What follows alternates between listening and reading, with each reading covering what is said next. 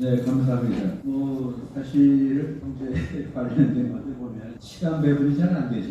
우리 30분 안에 이걸 다 끝내라고 보시는데 이게 좀 어떻게 될지 모르겠습니다. 그래서 중요한 얘기를 하겠고요. 그리고 제가 이제 그 트위터에 뭐냐면은 이렇게 나와 있는데 우리 그 시장 경제 돌파구가 없는가 좀 암담해요, 사실요. 그래서 핵심 키워드를 찾아야 되는데 그럼 왜 암담하지? 역시 이게 뛰면은 반시장, 입법 리스크, 또 한편으로는 핵심 기술 유출에 갇힌 한국 경제입니다. 이 제목을 많이 생각했거든요. 그래서 압축이 좀 된 것 같은데, 그래서 이 두 가지를 해결하면은 돌파구가 되는 어떤 단서가 열립니다. 네, 그러면 이제 진행하겠습니다. 좀 넘겨주시죠. 파워포인트요. 네, 넘겨주시면 좋겠는데, 이제 보면은 제가 이제 처음에 출발점을 삼아진 게 뭐냐면은 우리 경제가 왜 위기인가? 수상적으로 얘기할 필요가 없어요. 우연한 기회 사정이 뭐냐면 연속 3년 산업용 전력 판매량이 감소한 거예요.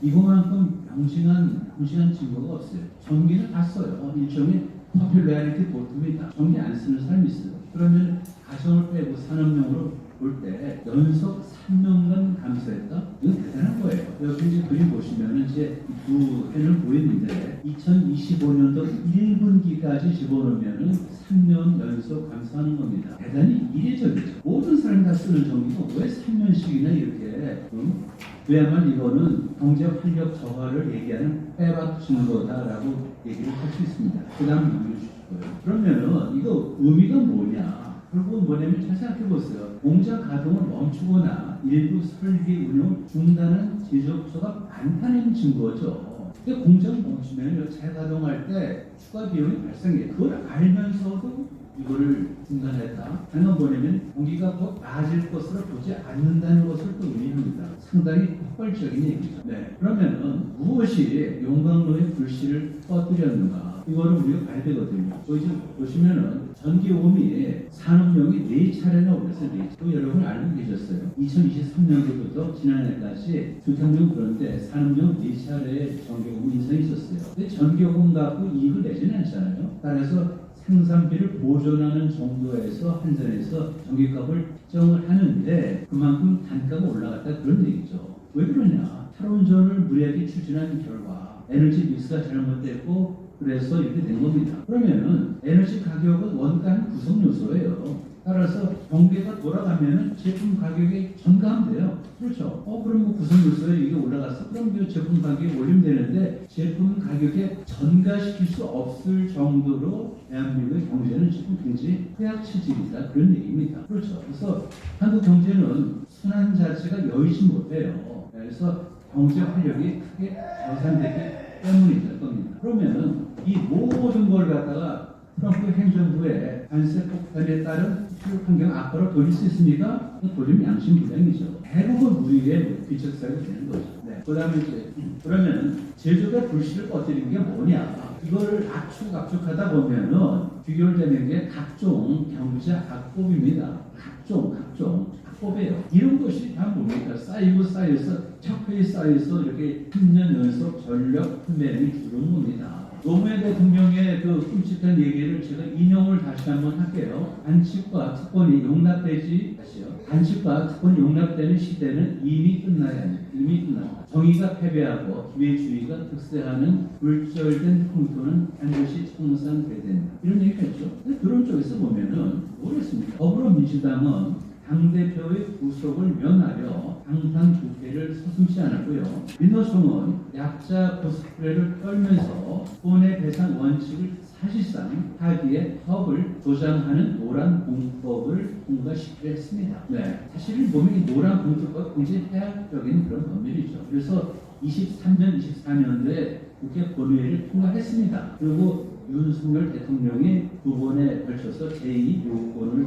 행사했죠. 그리고 다시 이번 토론 때 보면 민노당의 대선 후보가 노란 공수법 중대재해처벌법은 왜 악법이냐? 악법입니다. 악법. 이런 게 쌓인 거죠. 그 다음에 그래서 노란 공수법의 3대 특소 조항인데 저 디테일을 읽어보시고요. 그래서 이제 제목을 보면은 세형제 범위를 너무 넓힌 거예요. 세형제 범위를 너무 넓힌 거. 그 다음에 노동쟁의의 범위도 너무 넓은 겁니다. 예를 들어서 의견이 일치가 안 됐다 하는 것도 노동쟁의의 소재가 되는 거예요. 이게 말이 되는 게 이게 잘 안 되잖아요. 그 다음에 제일 중요한 게 사용자에 대한 손해배상 입증 책임을 강화한 겁니다. 문제된 손해배상 입증 책임을 예를 들어서 뭐 데모를 하다 보면 격해진 그런 나머지 여러 명이 문을 갖다 밀어서 넘어뜨렸어요. 근데 이제 손해가 났죠. 그러면 여러 명이 밀어서 넘어뜨렸는데 이 노란 봉투법 상은 뭐냐면 개별적으로 무너뜨린 그 기호들을 그거를 계산해서 개별 청구해요. 이런 얘기예요. 사실 쉽게 말씀드리면 이게 말이 됩니까? 예전에는 공동 책임을 해서 그 사람들한테 책임 배상을 갖다 물렸는데 그걸 갖다 피해 나가는 거죠. 분리해서 세 사람 밀었어. 그럼 이 세 사람이 3.3, 3.3이 아니고 누구는 많이 돈 적게 했으니까 구분해서 계리해서 청구해야 돼. 말이 됩니까? 깨시지. 그 다음 넘어가겠습니다. 근데 네네네. 노란 봉투법은요 문재인 정부 때 5년간 방치를 했어요. 그건 뭐냐면은 자기네들이 보도를 해도 이건 문제가 있다고 해서 방치한 겁니다. 5년 내내 사실 왜 방치했습니까? 한 번 기회했었어요. 2020년 ILO 그 협약을 갖다 추가 비준을 하면서 기회 있었는데 그걸 건너뛴 겁니다. 그러다 윤석열 정권이 들어오면서 기다렸다는 듯이 하나 노동부 개혁이냐 국회 통과를 밀어붙인 겁니다. 이게 그들의 그 진면목이에요. 그 다음 해외 입법사를 보면요 디테일하게 보시면 되겠는데 일단 불란서 같은 경우는 노조 활동을 많이 용인하는 쪽이죠. 그래갖고 불법이건 또는 합법이건 사실 이제 단체 등의 결과 손해배상 청구를 금지하도록 하는 법률을 개정했어요. 하지만은 불란서 헌법위원회가 이걸 가지고 위헌 결정으로 시행하지 못했습니다. 그러니까 사실 불란서 같은 데서도 불법 사업에 따른 손해배상은 청구하는 쪽으로 넘어가는 거죠. 영국은 뭐 당연합니다. 대처 수상 이후에 보면 불법 사업에 대해서는 사용자의 광범위한 손해배상 청구를 가능하도록 했습니다. 우리는 그다음 됐죠. 이걸 무력화시킨 겁니다. 미국은 이제 보면은 NLRA에서 보면은 이제 국정의 보도 거기에서 이제 뭐 잘못된 어떤 불법 파업에 대해서 이걸 응징하는 게 손해가 있으면 그걸 배상하게 하는 겁니다. 그래갖고 오른쪽 보시면요 보호되지 않은 불법 파업이 있어요. Unprotected Strikes가 있는 거죠. 그래서 이렇게 되면은 이거는 이제 LBB 보드죠. 그래서 거기에서 손해배상 청구를 명령할 수 있도록 했습니다. 근데 세계 추세를 보더라도 해외 입법 사례를 보더라도 불법 파업에 따른 손해는 청구할 수 있도록 했습니다. 네, 그다음에 이제 중대재해처벌법은 뭐 다 아시는 겁니다. 인신구속을 갖다 이걸 뭐 이렇게 인신구속이 됩니까? 이렇게 거기 이제 불분부실 쓴 것처럼 만약에 그 사고로 인해서 인명의 어떤 피해가 가고 사망에 이르렀으면은 관련자를 1년 이상의 징역 또는 10억 이하의 벌금에 처하는 이렇게 되어 있습니다. 이게 사실은 뭐 이게 좀 문제가 있는 거죠. 그러면은 이 과실 책임이 어떤 배분도 실패한 겁니다. 왜냐면은 공법은요 강자로 인식되고 있죠. 누가요? 경영자가. 그다음에 가해자로 인식이 되고 있어요. 그래서 무과실 무한 책임의 부담을 지웁니다. 무과실 무한 책임. 사실 이건 뭐냐면 과실이나 뭐 어떤 고의가 아닌 그런 거에 대해서는 상당히 면책을 해주는데 그게 아니고 민법상의 과실 책임주의 이게 고의가 아니면 넘어가는 걸 갖고 이거를 원격 책임 원칙을 묻은 겁니다. 이거는 잘못된 거죠. 결과적으로 중대재해처벌법은 죄형 법정주의, 과잉금지, 책임주의 이런 걸 전부 다 위배한 겁니다. 사업주, 경영자, 기업을 트리플리 중복 처벌하는 게 말이 됩니까? 안 되는 거죠. 그 다음에 뭐 아시겠게 좀 시간이 없으시네. 좋습니다. 그렇게 한번 보세요. 보면은 만약에 우리가 피해를 주려면요 피해를 당한 사람 쪽에서도 뭔가 나름의 어떤 예방을 해야 될 거 아닙니까? 이런 식으로 가해자에게만 이렇게 혹독하게 책임을 물으면은 어떻게 보면은 근로자들이 자기 안전을 위해서 뭐를 갖다 이렇게 주의를 기울이겠어요. 따라서 상당한 주의를 기울이지 않았을 경우에는 피해자에게도 책임의 일부를 갖다가 물을 수 있어야 되는데 그걸 갖다 기업 과실이라고 얘기하죠. 기업 과실의 항변을 인정해야 되는데 그걸 안 하는 겁니다. 오른쪽에 중요한 데이터가 있어 보면요. 그 산업재해 사망자 수를 보면요. 건설업하고 비건설업을 나눠보겠습니다.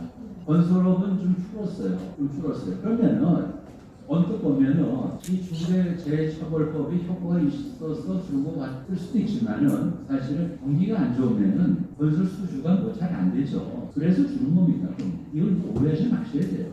경기가 안 좋으니까 건설 경기가 뜨겁죠. 따라서 포텐셜이 그만큼 기회가 주니까 하고 기회가 주니까 이제 사망자 죽은 겁니다. 하지만 비건설에서 보면 좀 늘었어요. 거기 보시다시피 보면은 303명, 295명, 313명 이게 좀 늘었습니다.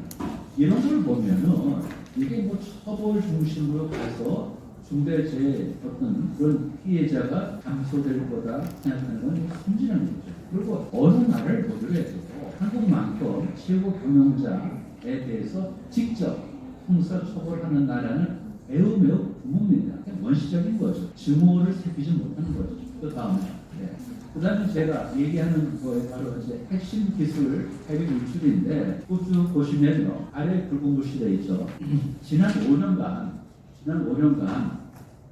121건의 핵심 기술이 유출이 됐어요. 그런데 지난 5년간 121건 중에서 80건, 그 다음에 2024년으로 좁혀보면은 1월에서 10월까지 25건 중에서 18건, 이것이 전부 다 뭐냐면 중국으로 유출입니다. 이걸 우리 신경 써야 되는 거죠. 중국으로 해서 기술 유출 피해액은 23조에서 25조로 추정이 됩니다. 근데 중국 왜 넘어갔냐?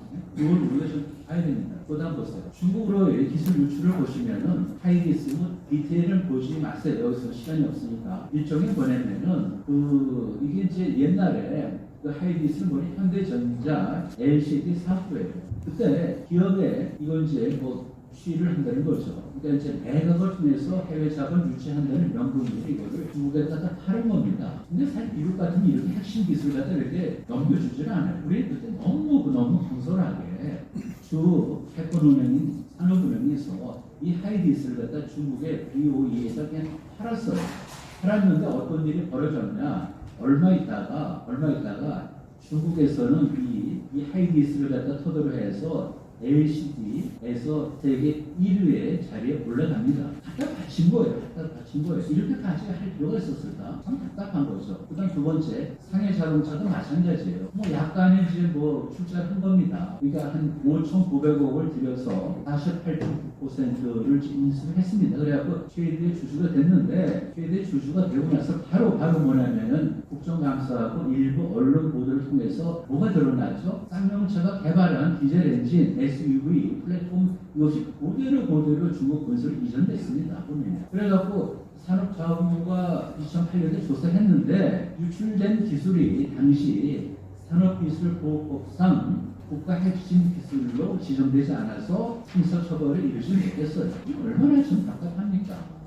그래갖고 2008년에 마침 이제 글로벌 금융위기가 벌어졌잖아요. 그래갖고 그 중국 상하이 자동차는 그대로 그냥 자동차는 철수합니다. 이 두 건을 보면 너무 이렇게 쉽게 매각하는 게 아니고 외제 유치 통한다 하더라도 이렇게 쉽게 들어올 수 있도록 해서는 안 되는 거죠. 그 다음 보세요.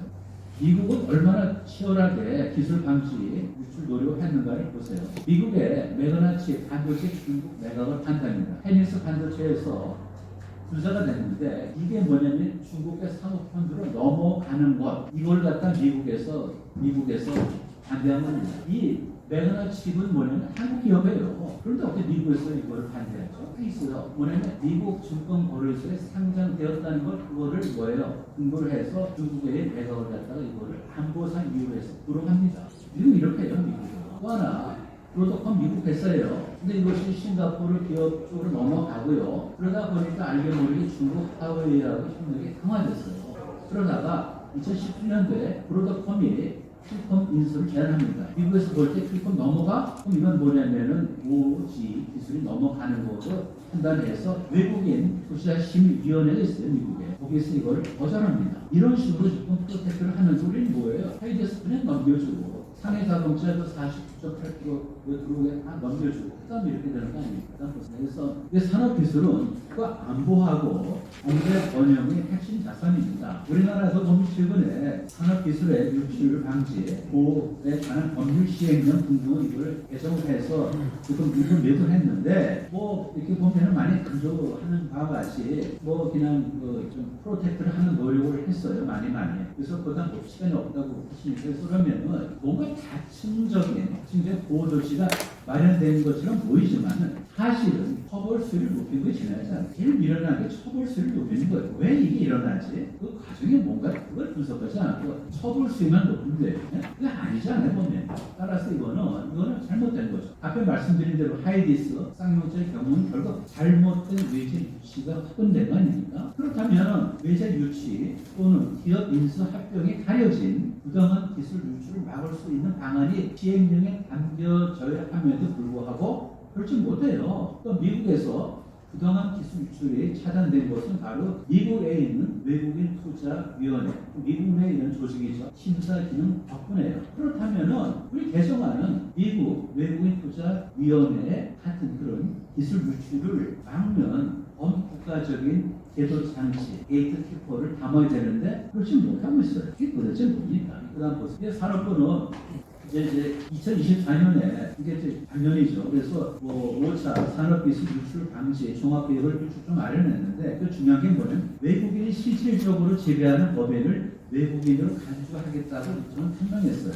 그런데 실질적으로 가장 심각한 기술 유출의 우회 경로인 외국인 지배 국내 스모커에 대한 규제가 빠져 있어요. 그럼 도대체 이거 왜 그 시행령은 왜 개정합니까?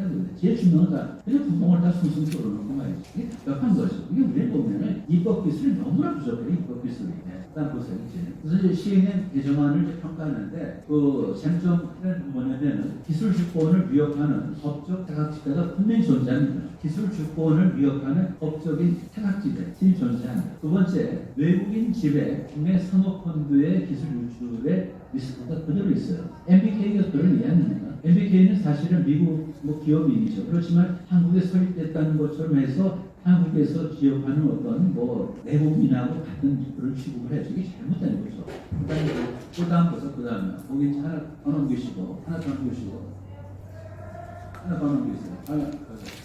그런 예를 들어서 보면 챔피언 3인데 보면은 미국 EU하고 비교법적인 어떤 시사점을 좀 봐야 되는데 MBK 사례 분석에 초점을 좀 맞추겠습니다. 상업펀드 천국의 미국 미국 그런데 거기도 외국인이 지배하는 법에는 외국을 분명히 구제하고 있습니다. 외국인이 지배하는 상업펀드 그거를 외국인으로 구제를 하고 있는데 그래서 미국 연방정부는요 외국인에 의해서 통제되거나 통제될 수 있는 모든 실체를 외국인으로 규정하는데 한국은 여전히 법인 국적 설립지 기준으로 해석을 해요. 국내 설립 법인이라는 외형만 충족되면 외국의 자본의 실질적 영향력 여부를 문제 삼지 않습니다. 헷갈리게 된 대단히 잘못된 거죠. 이게 바로 이제 MBK가 이제 고려 아이를 갖다가 이제 시도한 거죠. 네, 그겁니다. 그래서 이제 그렇게 보시고, 그 다음에 이제 결론으로 가는데, 이제 공급망 이것도 보면 고려 아이는 아시다시피 우리나라에서 대량 기술로서 굉장히 중요한 기술입니다. 이걸 우리가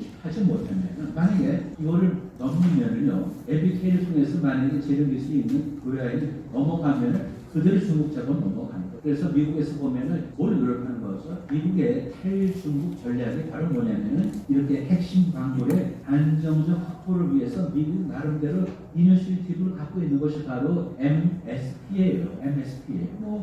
특별한 건 없어요. 그 미너럴스 시큐리티 파트너십을 맺었는데 이 고려 아연 사태는 MSP에도 영향을 미칠 수 있다 그런 얘기입니다. 그래서 MSP에 대한 설명이 좀 있고요. 그 다음에 이제 그래서 핵심 기술 보호를 위한 정책 제언을 한번 읽어보세요. 관심 있으신 분은 읽어보시고 뒷부분한테는 10분밖에 안 남았어요.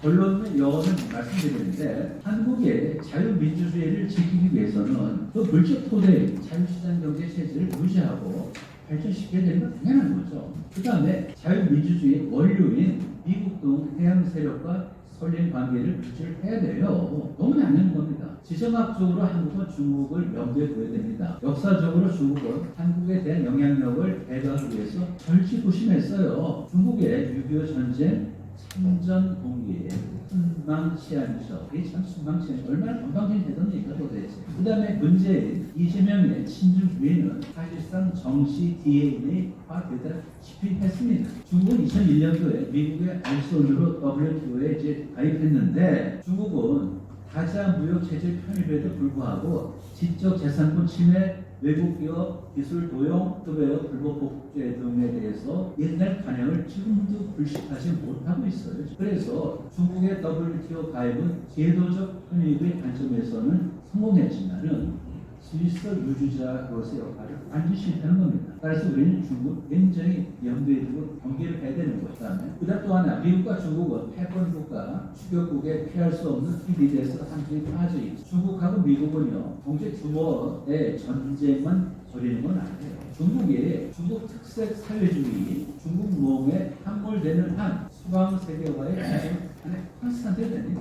콘스탄트. 사회주의는 보편적 가치가 아니기 때문에 맨날 얘기할 때마다 중국 특색을 얘기하는데 이건 우리가 경계를 해야 되는 거예요. 그래서 한국과 중국 간 경제 교류를 확대하는 거는 뭐 사실 상호 이익 증진에 도움이 되지만은 일방적인 정석과 전략적 우전을 가지고 의도한다면은 경제 심탈이 된다 그럽니다. 그래서 우리는 경제 협력은 물질하되 경제 심탈은 엄청 우리가 경계를 해야 되는 거예요. 그래서 경제 협력은 공정성과 상호 존중, 자율성 보장을 전제로 할 때만 지속 가능하다. 이겁니다. 그래서 중국과의 교류가 확장될수록 우리는 뭘 해야 되는 겁니까? 투자, 기술, 지분 구조 등에서 투명성과 구직 중심의 필터링 기준을 항상 강화를 해야 됩니다. 아니면 크게 잘못되는 거 나왔습니다.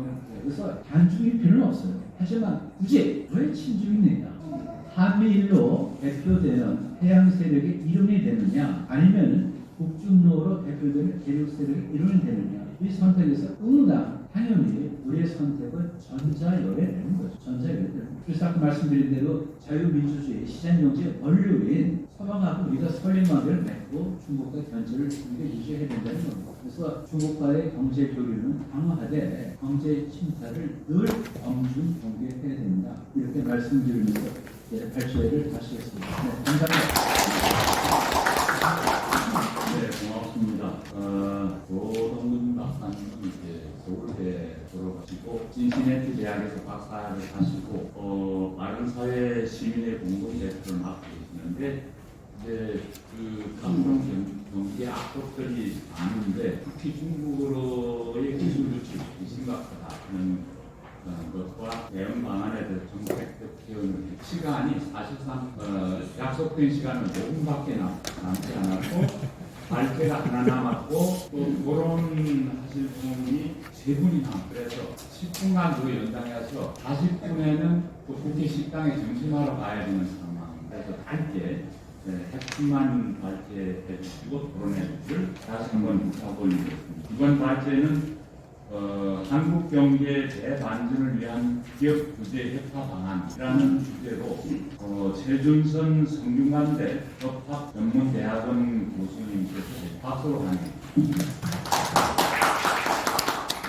네, 우리 깨끗한 김국수 부모님이 왜 그렇게 고생을 하냐 저는 고민을 많이 하는데 두 가지 의견이 있습니다. 일단은 핵심이 국도 식사 일중당이고 재형당이고 산핵당이고 희생이 없는 이기주의. 예, 마이크 켜주시죠.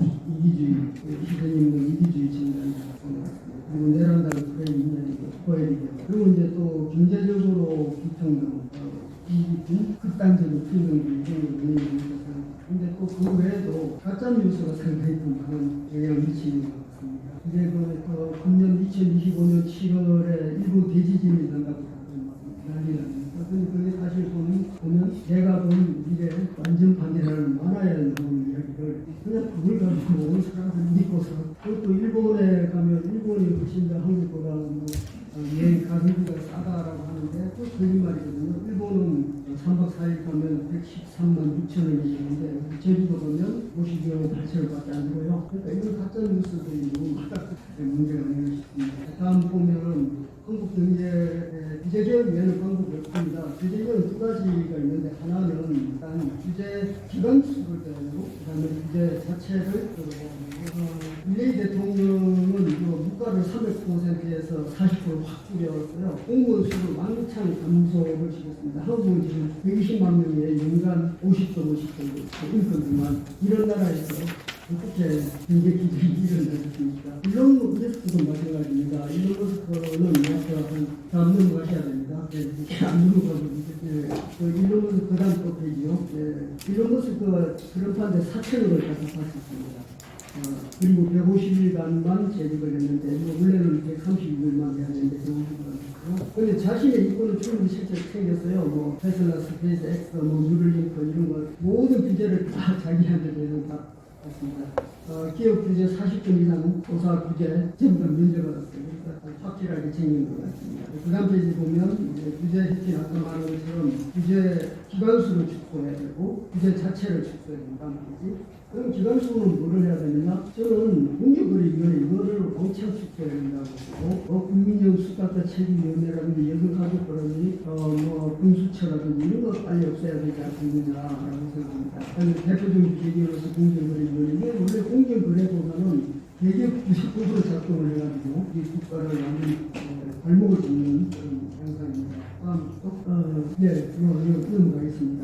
그리고 이제 뭐 어떤 규제가 있느냐, 뭐 첨단 산업, 그다음 인력 관리, 복잡한 행정 인정, 신사 플랫폼 규제, 투자促진. 이외에도 마트 규제 있잖아요. 마트 규제. 뭐 마트가 지금 뭐 온라인 때문에 뭐 쿠폰 때문에 그렇다고 하는데 아니에요. 미국에도 아마존이 있지만은 그래도 월마트가 후종의 세계 1위. 오프라인으로 진행하고 있습니다. 우리나라는 이 규제 때문에 지금 모든 오프라인 마트가 다 죽고 있는 거지 뭐 온라인 때문에 죽는다. 그건 거짓말이라고 생각합니다. 그런 규제를 할 때는 이제 사후 그런 평가제도가 있는데 일단은 입법을 이게 너무 규제하고 우리 조교수님 말씀하셨다시피 말도 안 되는 분들이 너무 많이 나서 입법에 대한 통제가 안 됩니다. 응원 입법에 대한 통제를 확실하게 해야지만 된다. 그리고 이제 법안에 대한 이제 규제 영향 평가를 이게 이제 우리나라에 있는 그 여러 가지 입법 조사지 이런 데 나오는 보고서가 보면 거의 다 그냥 국회 형편이 돼가지고 엄청히 보고서를 써내고 합니다. 그래서 지금 경제단체가 설립하는 민간기관이 실질적 평가를 좀 해야 된다는 거죠. 다음으로 국민 배신 문제를 도입해가지고 이제 좀 규제를 하나 뭐 이렇게 도입을 뭐 어떤 새로운 혁신적인 게 나오면 뭐 그냥 이해 갈등 때문에 되는 게 없습니다. 뭐 타다 같은 게. 그래서 이제 국민 배신 문제를 만들어야 됩니다. 다음으로 그 배인체 폐지 균형 판단 원칙 논문하고 다음 논문하겠습니다. 이게 뭐 상법에 나와 있는 말도 안 되는 뭐 3% 이유로 최대 주주가 감독권을 행사하지 말라는 건 완전히 대주주의 소유권을 제한하는 법이 60년대에 계속 진행되고 있습니다. 다음, 법인세 상속세, 이제 자본이득세로 전환해야 되는 상속세, 법인세 최고세율을 다른 나라에서 민하게 다음으로, 이제 10년 내에 고속비 5천을 달성하려면 저는 5년 내에는 안 될 것, 아니면 10년 내에 5천이나 많으면 배당 소득세 분리가 꼭 해야 되는 것입니다. 제가 이제 금융소득 과세도 2천만 원 이미 조절을 언급했거든요. 원활해야 돼요. 다음으로 넘겨주세요.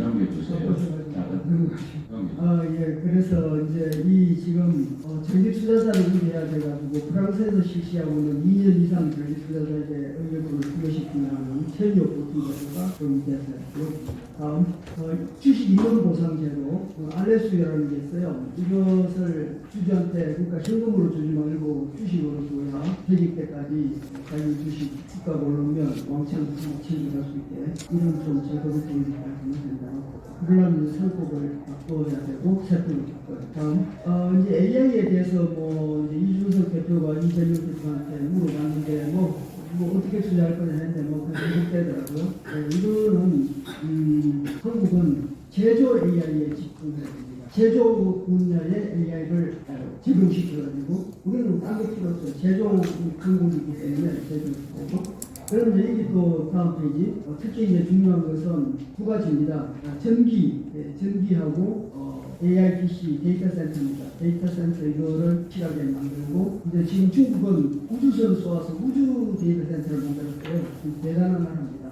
그리고 전기 공급 이거 굉장히 중요하기 때문에 지금은 이제 금융 인공지능 시대지만 앞으로는 슈퍼 인공지능 시대가 오는데 그때는 인공지능이 인간보다 10,000배나 머리가 잘 돌아간다고 합니다. 지능이 우리 인간의 10,000배가 된대요. 이런 나라, 이런 때가 꼭 올 것 같으니까 만반의 대비를 해야 되는데 전기와 데이터 센터 구축이 급선무다라고 저는 보고 있습니다. 다음, 전기 정말 중요합니다. 모든 것을 전기화하라. 이게 이제 책도 나왔는데 이제 뭐 여러 가지 방법이 있습니다. 뭐 수소 에너지, 뭐 분산 에너지, 뭐 같은 게 있습니다. 인석을 마치겠습니다. 감사합니다. 최준선 교수님은 사법시험과 행정고시의 시험위원이시고 법무부 대사법 개정 특별위원회 위원이십니다. 그래서 신성장 동력에 대한 말씀을 이제 토론자 10분하고 또 블로그로 토론하실 한 두 분 정도 계시기 때문에 시간은 5분 정도밖에 짧게 부탁을 드리고 오늘 토론자로 그 신현환 연세대 경영대 교수님은 혁신을 막는 규제, 더는 스타트업의 무덤이 되어서는 안 된다는 주제로 토론해 주시다. 박수로 맞아. 시간도 없고 그래서 제가 오늘 말씀드리려고 했던 내용은 그냥 화면으로 말을 하고요. 대신에 이제 제가 한 1분만 하겠습니다. 오늘 그 발제와 토론을 들으면서 한 가지 아무도 언급하지 않았던 내용인데 아마 여러분들 다 저와 똑같은 생각을 할 거예요. 어떻게 지금과 같은 그런 정치인, 정당을 국민의 50% 이상이 지지하는 이런 상황이 벌어졌을까라는 걸 아마 다들 궁금해요.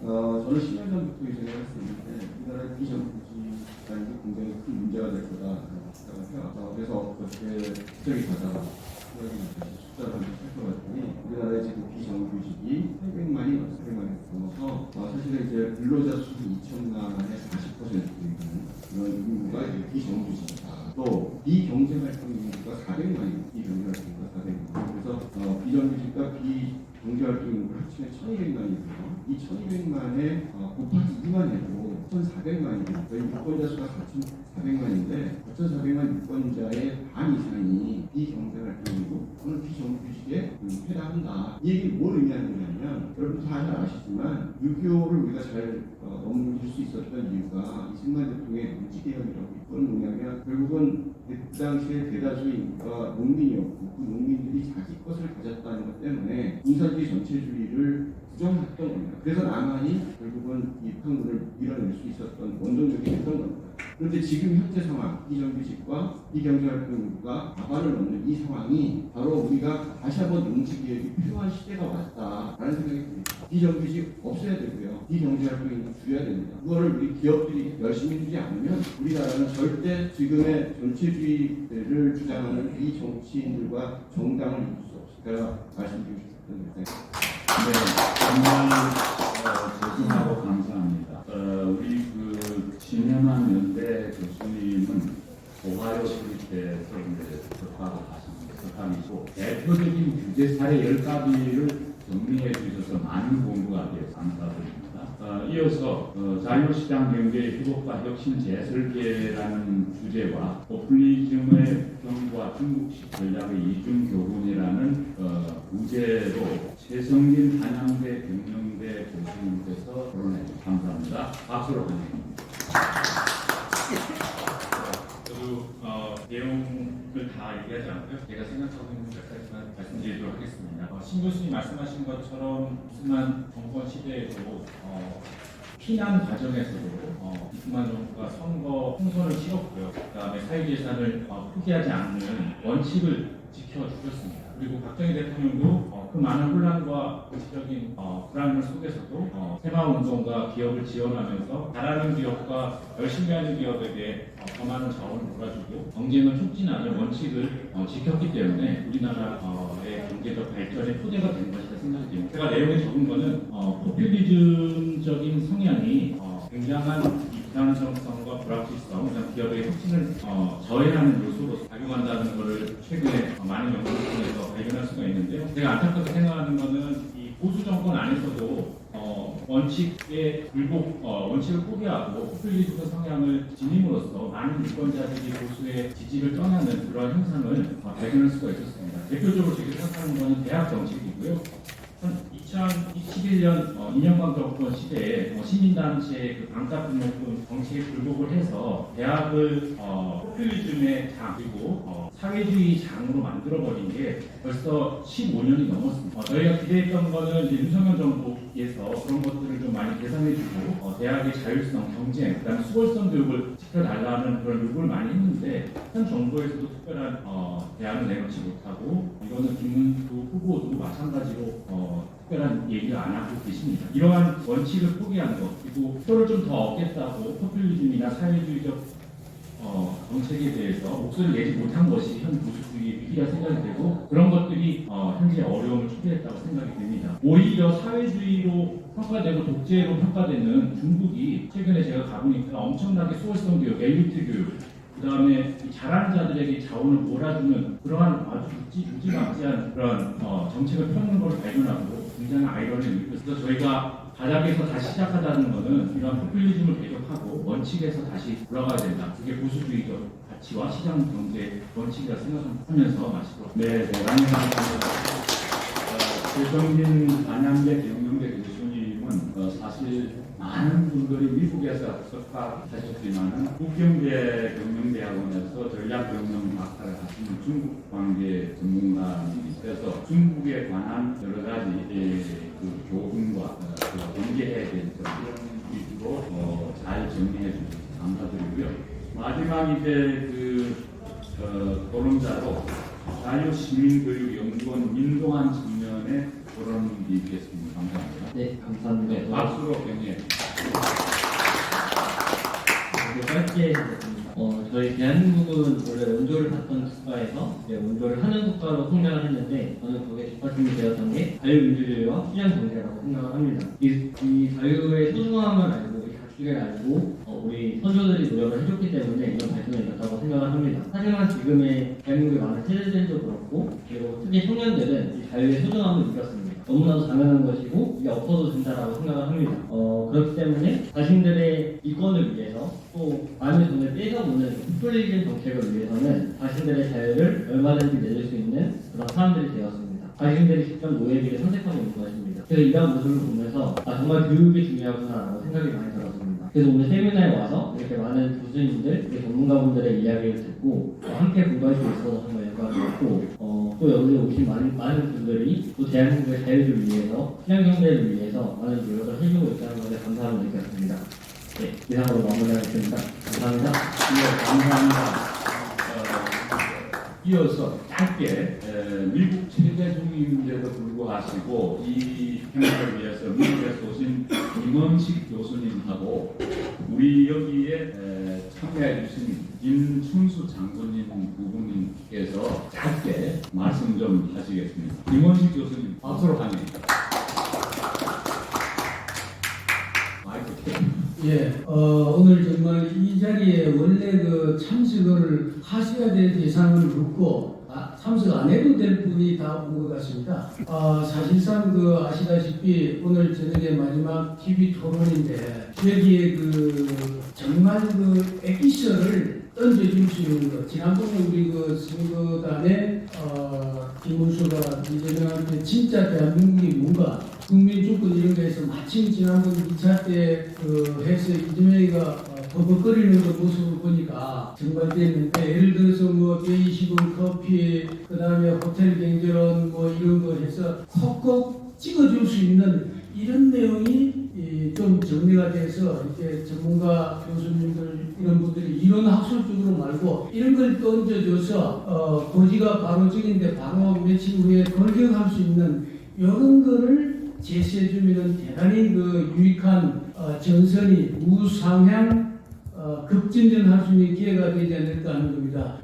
여러 많은 분들이 계시는데 콕콕 찍어줄 수 있는 그거 몇 가지를 저도 고심을 하겠지만 그런 걸 제안드립니다. 이상입니다. 네, 감사합니다. 지금 말씀해 주신 분은 김춘수 장군님이십니다. 이어서 미국에서 오신 김원식 교수님 말씀 부탁드립니다. 네. 박수. 감사합니다.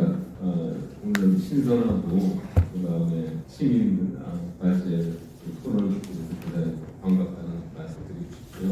대내적으로 왕래를 하면서 저는 느끼는 감은 이러한 우리나라 심한 규제와 그다음에 노동시장 공식적에도 불구하고 지금까지 K 문화가 성장할 수 있다는 기적과 같은 사안을 보고 있습니다. 이승만 박정희 대통령의 기적과 함께 이러한 악조건 속에서도 성장해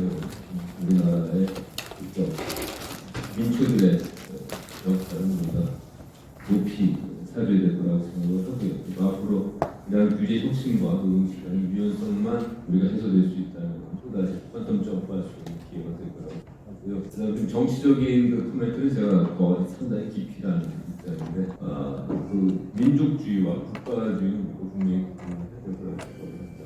지금 우리에게 필요한 것은 국가주의입니다. 대한민국 부정하는 세력은 국민이 아닙니다.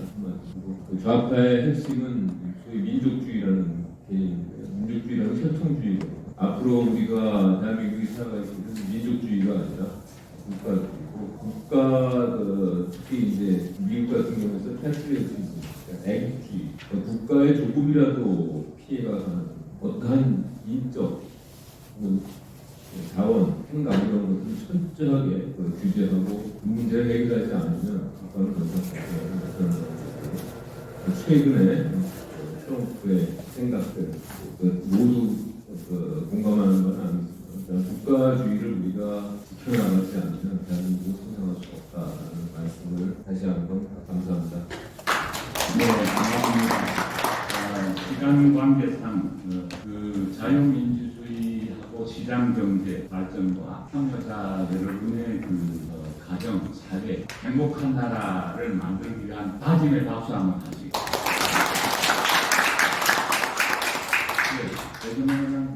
그러면은 감사합니다. 감사하고 이번 기회를 통해서 우리가 위기에 있는 그야말로 풍견 너머에 있는 대한민국의 자유민주주의와 시장경제가 저는 소생하리라고 생각합니다. 아까 말씀드렸다시피 우리 건국 당시에 이승만 대통령 이보다 더 암묵한 시대에 자유민주주의 대한민국을 구했고 박근혜 대통령 정말 우리가 그야말로 초고 목표하듯이 하던 때 그만큼 생각하신 것 같아요. 그래서 저 이번에도 어렵지만은 우리 대한민국이 이렇게 주지 않지는 않을 것이다라고 생각하고 오늘 같이 이렇게 중요한 주제에 관해 장시간 발표와 토론 한점 준비되어서 감사드리고 바로 여기 나가면 오른쪽에 식당이 있습니다. 그래서 거기서 오찬을 합시다. 감사합니다.